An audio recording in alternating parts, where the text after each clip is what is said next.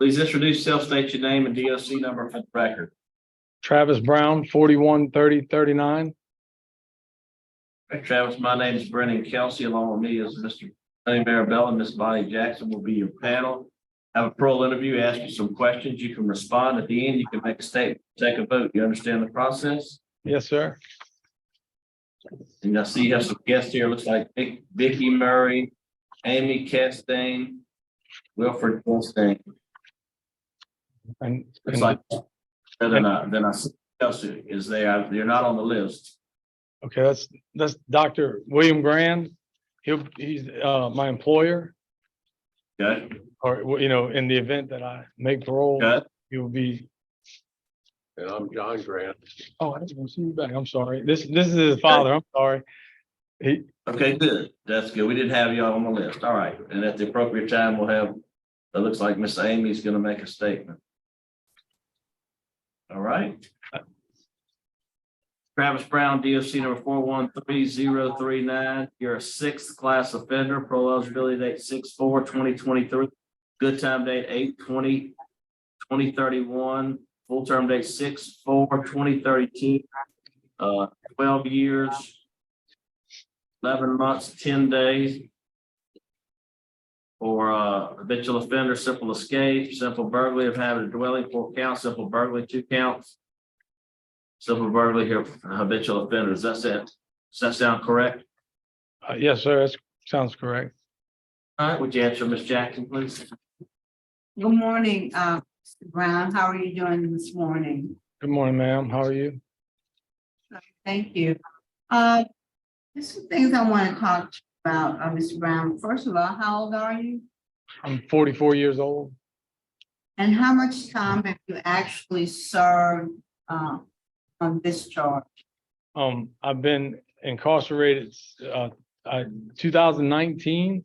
I came in, and then COVID-19, I was released and rearrested on the charges. It was ongoing. It's how long have you been in jail? I think approximately 3.5 years, something like that. Would that be correct? I think from 19, 20, 21, 22, 23. And you got out in 19, so when did you come back?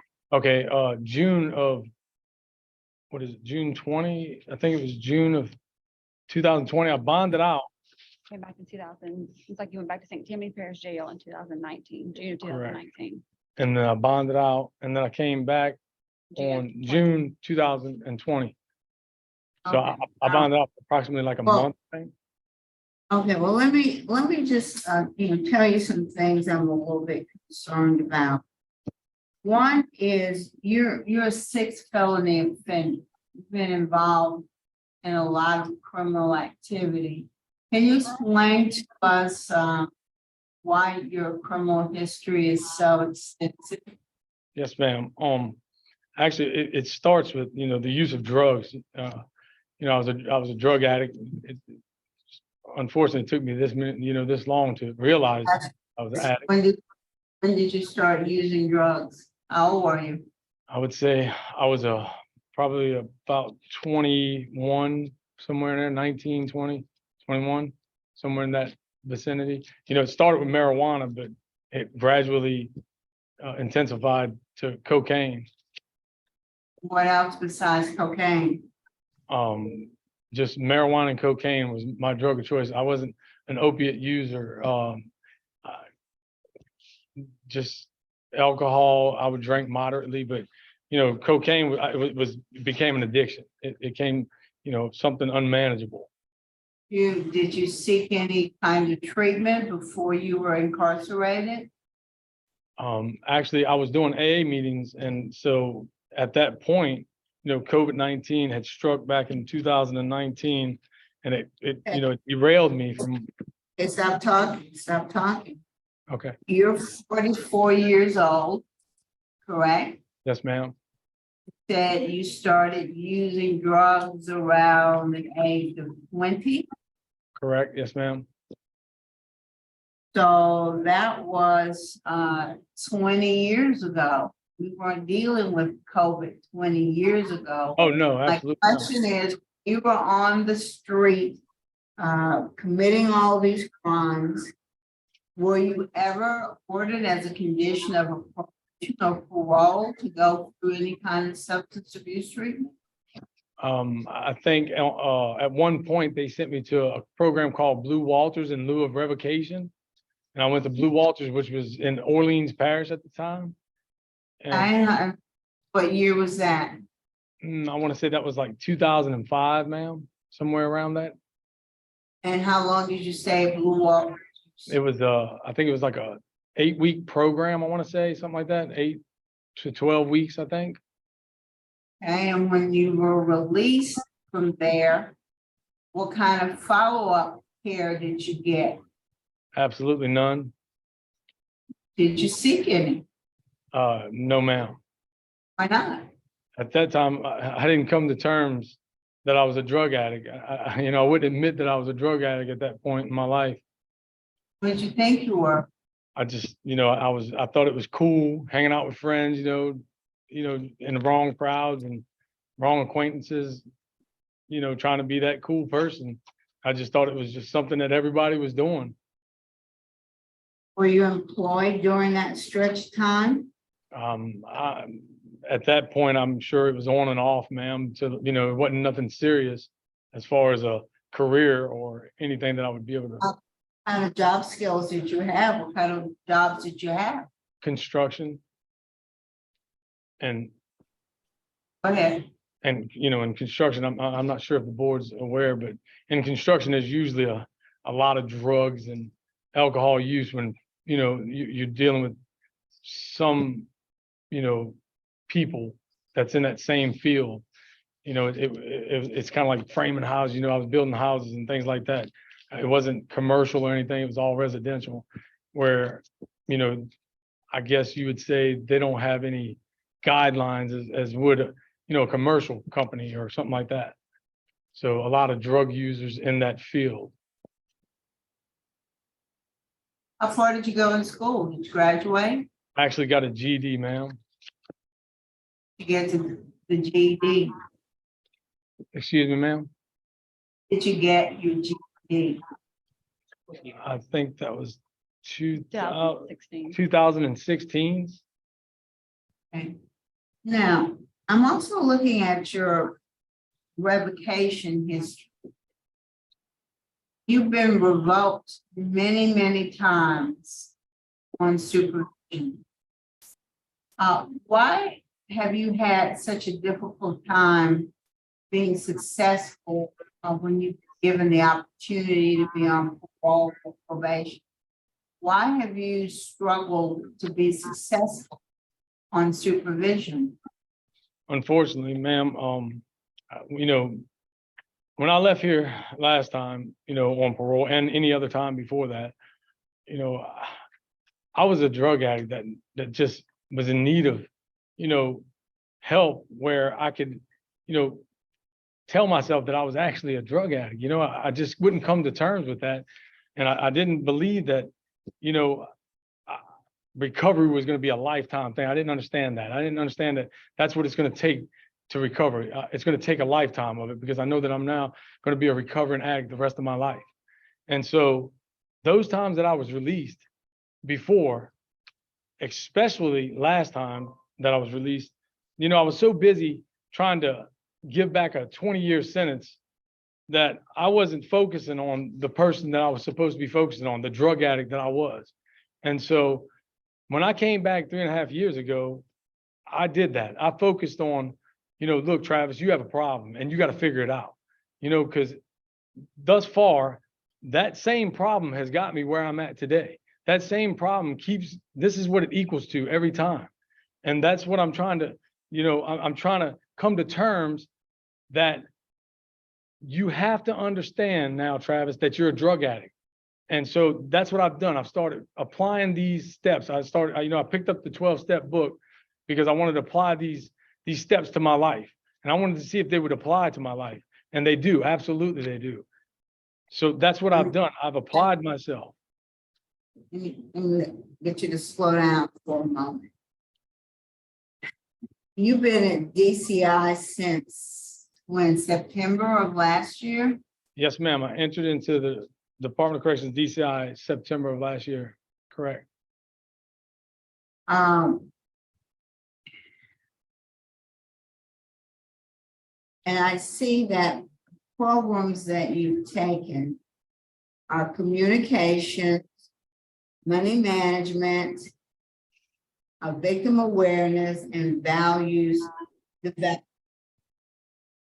Have you taken all of those since coming to DCI? Ma'am, I've got pre-release. I just completed pre-release. In fact, I got my certificate last night. I've taken, What- ma'am, Congratulations on that. thank you, ma'am. And believe me, it was helpful, very helpful because I applied myself.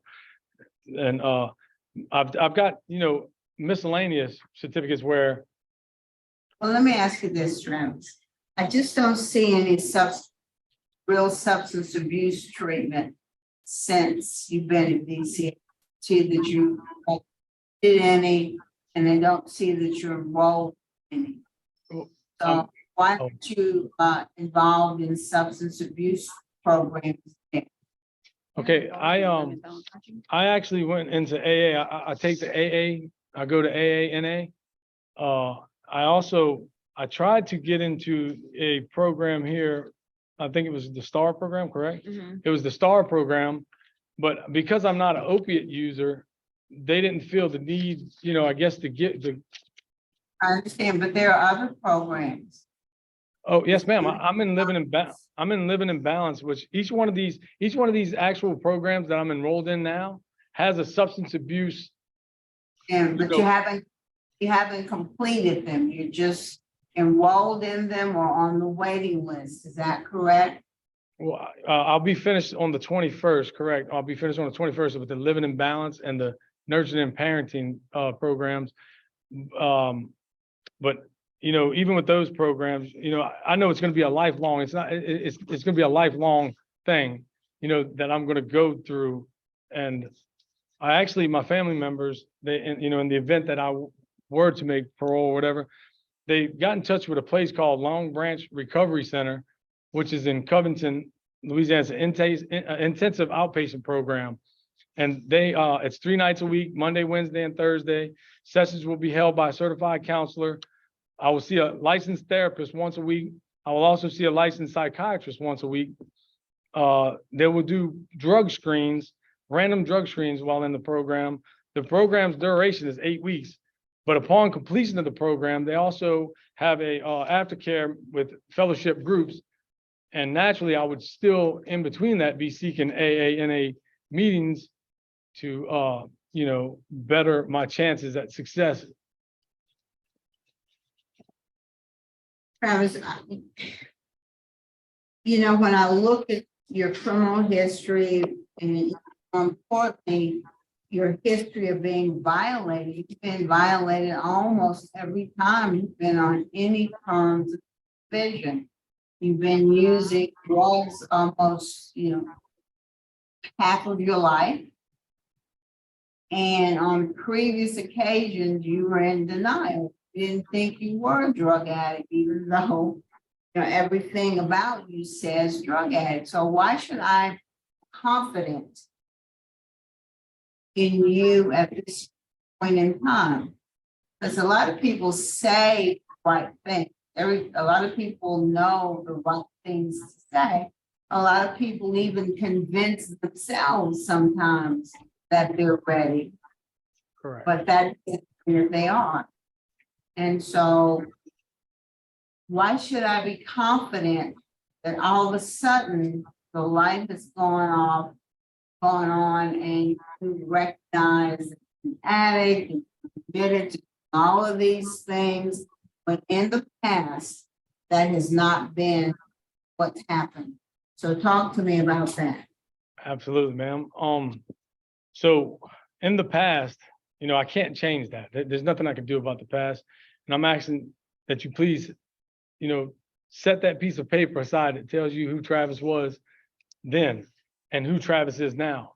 And ma'am, That's with what that, I'm trying to figure out who, our past, yes, ma'am.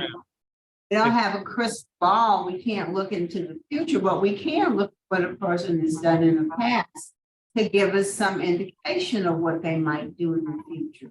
Yes, ma'am. And so, it's not that easy to set aside a life of addiction. So you can't just set that aside. That has been who you have been for almost 20, something years. And I need to know what's different today that would give me any level of assurance that in, 6 months, 18 months, 2 years, you won't get again. I want to hear why this would be any different. Yes, ma'am. It would be different because I have the support, of my family. I have an employer who's willing to give me a job. He believes in me. And, when I entered the system about 3 years, approximately 3.5 years ago, whatever it was, I had my sister, the person that's been there all my life, the person I tell I love every day, my mom, I love her every day. And I had these people tell me that they were done, that they were finished. And that made me realize that the sincerity in their voice made me realize that I looked around me at that point and I seen that there are people that's in there that's actually lost those family members, those people that care about them because this same thing that I'm going through. And so that's what woke me up at that point. And at that point, that's when I grabbed the 12-step book and I changed. I said, you know what? I have to change. But in changing, I know that I had to work those steps. Now, I can't tell you that I worked every step because I haven't. And that's what's going to happen the rest of my life. I'm going to work the rest of those steps for the rest of my life. And then I'm going to go back and I'm going to rework those steps again to make sure that I stay sober. Because I admitted that I was a drug addict. I finally came to terms that I was a drug addict. And in doing that, I understood that I have to find a higher power that's going to help me to tackle this addiction. And so that's what I did. I turned to my higher power, who I chose, as God. And I asked God, I got on my knees and I said, God, please reveal to me what I need to do. And I understand that in AA, they tell you, change your people, places, and things. And I understood that. But what I also understood is that I can change my people, places, and things, but I have to change Travis before I can change anything. And that's what I did. I started to apply myself to these steps to change, to be a better person, to be a better father. I have a 10-year-old son, and I really just feel I'm a disgrace to my child because this 10-year-old boy is growing up without his father, and that's not right. Warren, what can you tell us about Mr. Brown? So, Travis works for us as an inmate counsel at DCI, and that's what he was previously. I'm sure most of you know that DCI has to screen local facilities a lot of times for trustees to work at headquarters, different places. Well, Travis' name came across my desk one day, and I was like, we need inmate counsel. So I was the one who said, all right, let's bring Travis back to DCI. And I was kind of worried about what we were going to get back. Like, is this going to be, the Travis before was pretty decent, but I didn't know what we were going to have this time around. And I will say I was pretty shocked at the Travis that I saw at intake. He was completely different. He's matured. As intense as you see him now, that's as intense as he is about everything. He probably comes out of my office at least once a week to tell me, hey, I'm gonna do this. Hey, I have, this is what I've got lined up. I found this program. I've heard about this program more than I care to hear about a program. He has the skills necessary. He has an excellent support system. His mom and his sister especially. He has tried to get in programs. He's drove me crazy about helping him get into programs since he's been here. I mean, he is a trustee. We made him a trustee about a month after he got back here. And he's been an inmate counsel. So he works a full-time job, basically, doing DB court, working in the law library. So his day's pretty full. So what he's done at night. He is enrolled, about to complete Living in Balance. He did complete pre-release. I referred him to the STAR program myself. As he said, that didn't pan out. There's not a lot of inmates I would probably take a chance on bring him back to DCI to employ, but, you know, Travis is somebody that I was pretty confident in, and, you know, he's proven that he's worth it. I do think that he is very sincere about his coming to grips with acknowledging that he is a drug addict.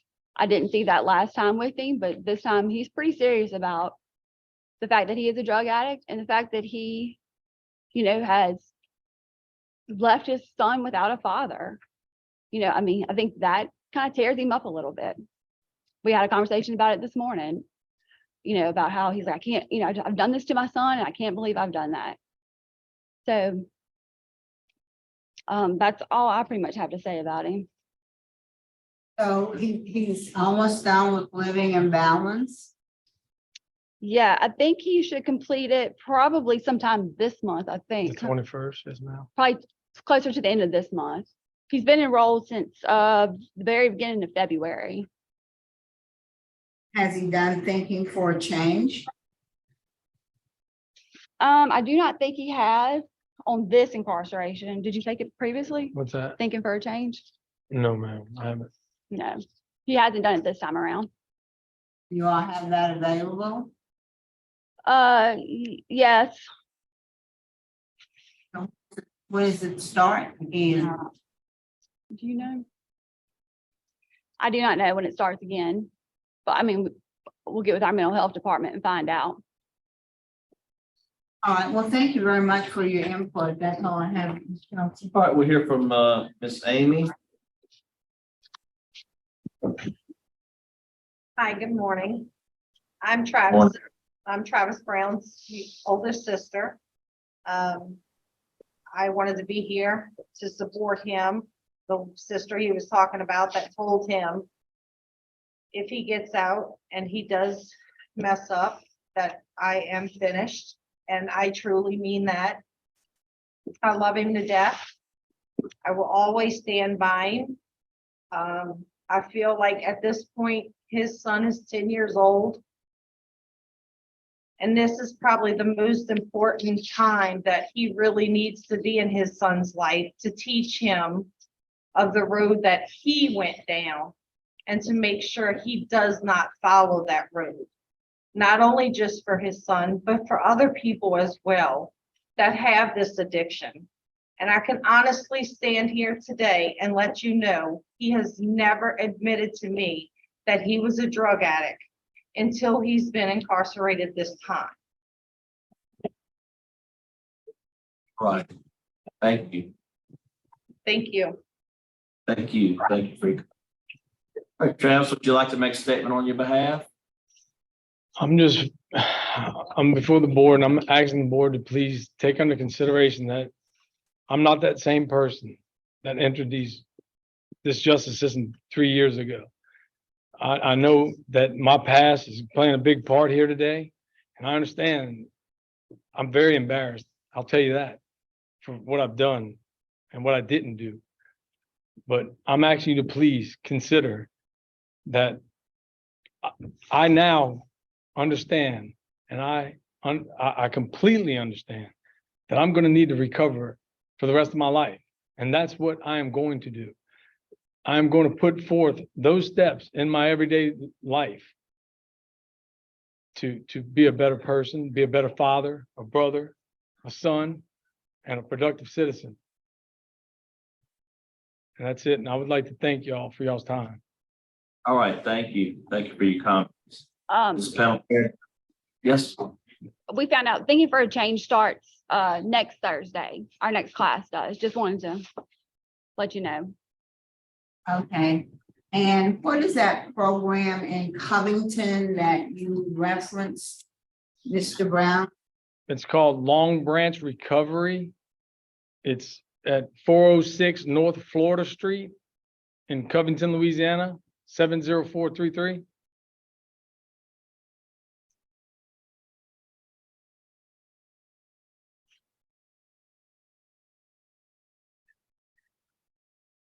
All right, Mr. Brown, this was a tough one for me. I'm gonna be honest with you. But today, I'm willing to give you a chance. I think you have, gotten it finally, that you are an addict and you will be forever, and if you're not vigilant, you're gonna be right back here.